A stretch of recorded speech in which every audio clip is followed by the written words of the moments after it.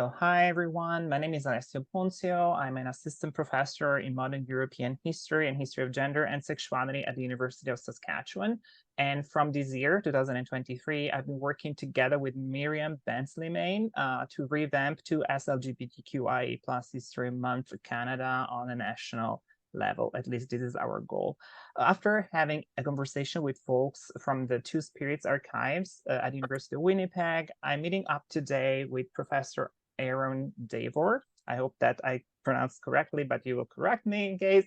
And with the founder and subject matter expert of the Transgender Archives at the University of Victoria. So Professor Devor, can you please introduce yourself to our audience? Happy to. My name is Aaron Devor. I am chair in transgender studies at the University of Victoria. I am the founder and subject matter expert at the Transgender Archives, and I am the founder and host of the Moving Trans History Forward conferences. Thank you so much. And can you tell us about the genesis of the archives in Victoria? So the Transgender Archives were officially launched in the fall of 2011. We actually started collecting a number of years before that. And it started really by accident, serendipity. I was sitting with someone by the name of Ricky Swin, who was the creator of the Ricky Swin Institute in Chicago, which had a large library and was a research institute. Things were not working out there. She had closed it down, and I asked her what was she doing with her collections, which were fairly large collections. And she said she was thinking about moving them to Victoria, and I suggested the University of Victoria as a home for them. Negotiations began. It took a few years to get everything worked out. That was our first big collection. We did not yet think of ourselves as the Transgender Archives. We thought of it as we had acquired the Ricky Swin collection. Over the next couple of years, a couple of more significant collections came to us. An important one was the papers of Reed Erickson, who was a significant philanthropist, organizer, supporter, advocate for the trans community, then thought of as the transsexual and transvestite communities. He was active in the late 60s, throughout the 70s, and into the early 80s, and his daughter donated all of his papers. Another collection came to us from Stephanie Castle, an organizer in Vancouver, who organized an organization called the Zenith Foundation. Those three collections together were large enough that we started thinking, we have something here. We're going to call it the Transgender Archives, and we officially launched, as I said before, in the fall of 2011. And is it a unique in terms of archives in Canada, in North America, or do you know if there are other archives of this type? So there's quite a few archives around the world that are 2S LGBTQIA+. They have some transgender content in them. There are very few archives around the world that are specifically focused on transgender content. I started to say trans plus because, of course, the community is quite large and growing and has many, many different identities that fall under that umbrella, sort of. So there are a few others. It's not unique in the sense that it's not the only trans-focused or trans-plus-focused archive in the world. It is unique in the sense that it is far, far larger than any other archive that is focused on trans-plus people. When archivists think about how big is an archive, what they talk about is if you took all the books and bankers' boxes and other items that are held in an archives, and there are many other kinds of items, and put them all on one long shelf, how long would that shelf be? And so we estimate our shelf would be something in the vicinity of a football field and a half, and I would say a bit larger than that by now. So it's quite a large collection, and the others are considerably smaller, and that's what makes it unique. Oh, thank you. It seems to be big, as an archive.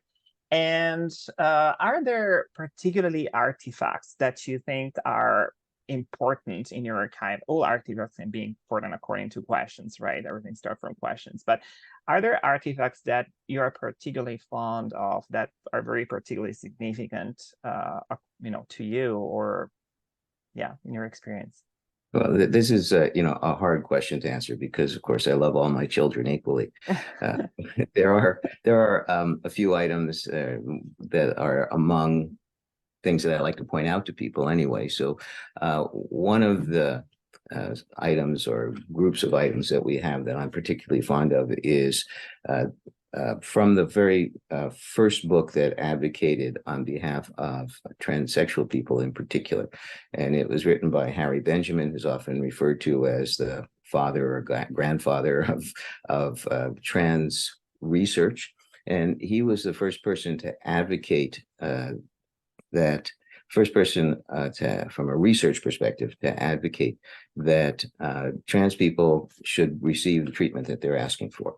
At the time that he published this book, which was 1966, the opinion in the public, the opinion in the medical establishment was that trans people who were asking for medical treatment were insane and there should be no cooperation with their insanity. And he argued to the contrary, that this is a treatable condition and it should be treated, and really turned the tide on that opinion. So this first book was published in 1966. It is illustrated with a number of photographs, and the artifact that we have that I'm particularly pleased about is the original negative photographs and model releases for those pictures. This is the only set of original photographs, or even marked up that with crop here and printed at this size for the book. So this is an artifact that predates the book, that went into the creation of this first book, which was a very, very influential book by a very, very influential and important figure in trans history. Mm-hmm. Thank you. Thank you. It sounds very, very, very fascinating. And in terms of audience, who are the people that come to your archives? Are they more scholars, students, Canadians, or also from abroad? What is how do they look like? So our collections are very international. They come from 23 countries. They're in 15 different languages. Of course, the vast majority of it is in English, and the vast majority of it is from the English-speaking countries, US, UK, Canada. That's who's produced the material. That's who's been able to preserve what they have produced. The people who come from all over the world, and they come from many, many different backgrounds. And so, yes, we get students, we get local students, we get graduate students that come from other parts of the world.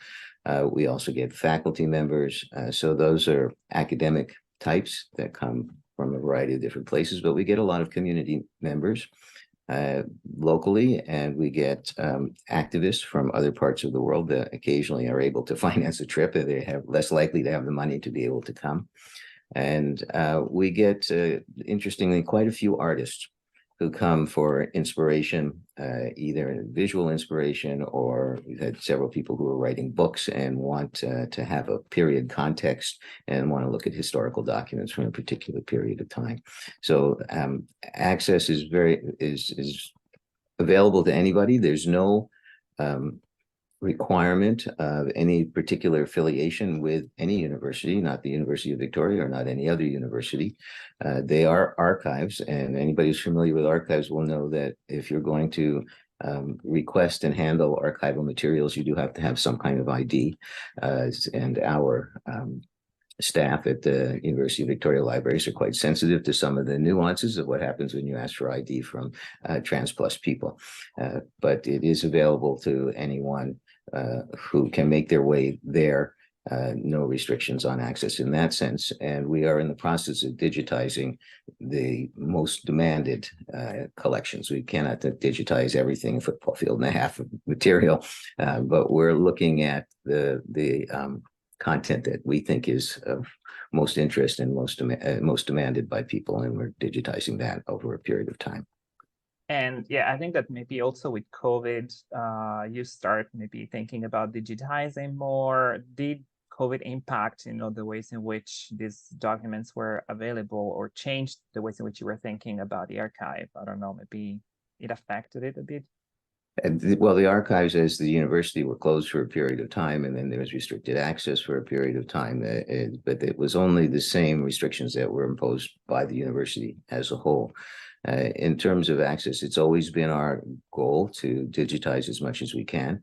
I don't think that COVID caused us to have a different attitude on that, because we were already planning and doing that as much as we could. Perhaps where we saw the biggest impact of COVID is we do a lot of talks that are actually under the auspices of the chair in transgender studies, but they're many of them are connected to the archives, not all of them by a long shot, but there's a number that are connected to the archives. And the chair in transgender studies, our policy became, as a result of COVID, everything during COVID had to happen online. And since COVID, pretty much everything happens in a hybrid fashion. And so we've become much more adept at that. And if I ask you, what is the future of your archives, or the archives at Victoria, what would you say? How do you look at the future of the archives? Well, we're continuing to grow in terms of the collections. There's ongoing discussions with many potential donors and other people who have promised to donate, but now it's not the time. So the collections will continue to grow in that sense, and we will continue our project of digitizing. And we are engaged in putting up digital exhibits. And the one that's up right now that is I think, quite wonderful. I'm very proud of it. Is called Word of Mouth, and how the trans plus community found itself. And it focuses on the period of time before the internet, and when communication was less and isolation was much greater.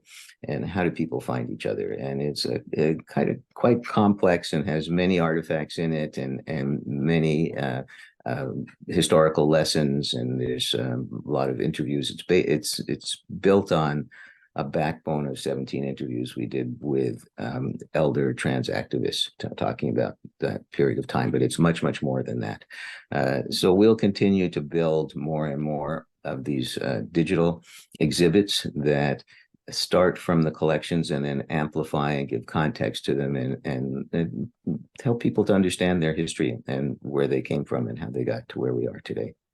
And I think that many have asked you maybe this question about why do these archives matter, right? So what would you say? It's a very difficult question, I think, maybe, but how would you answer it?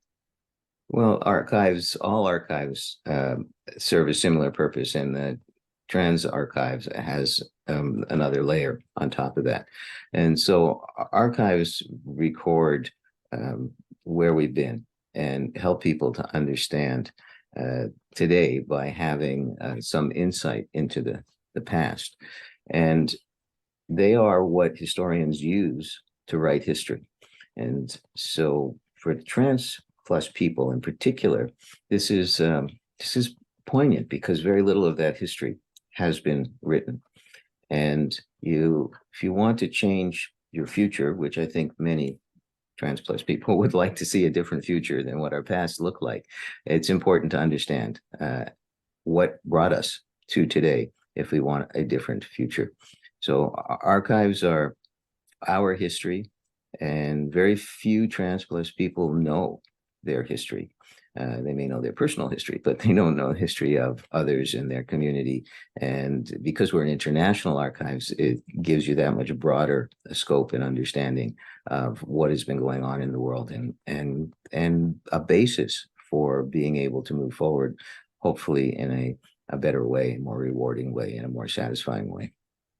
Yeah, because I think, the type of history that is gender history, history of sexuality, all history related to, identities or different facets of identities, they're so political, and they're always, they're going to be political, and maybe they should be political. We should stress that importance. And so I think that every type of archives to deal with this type of history, this type of artifacts, in the end, as kind of a purpose that is, yes, knowledge, but it's also political purpose very, very often, I think.